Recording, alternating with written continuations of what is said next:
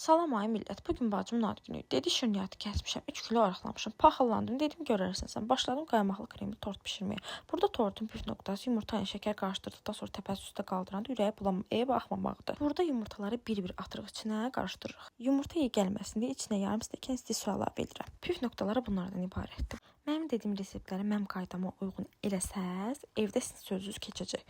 Bunu hardan bilirsiniz deyə soruşmayın. Burada püf nöqtələrdən biri də vəhşi kimi qarışdırmırıq, qətiyyən incə-incə qarışdırırıq. Sizə onu da deyim ki, içinə 1 qram da olsun qabartma tozu vurmamışam.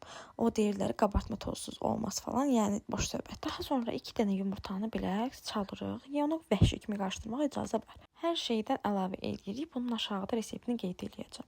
Hazırladığımız qarışımı daha sonra ocağın üstünə götürürük.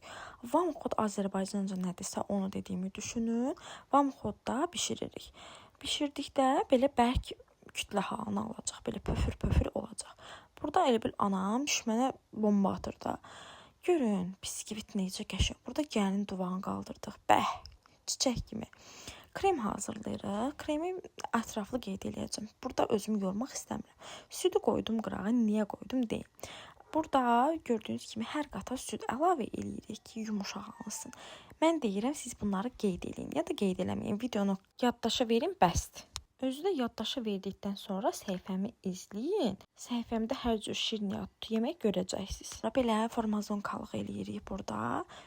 Çiyələkləri düzürük, başlayıram onlara göz verib, işıq verməməyə. İndi bu dadlı tortu mən aparacam axşam bacım gilə 5 kilo kökəlsin.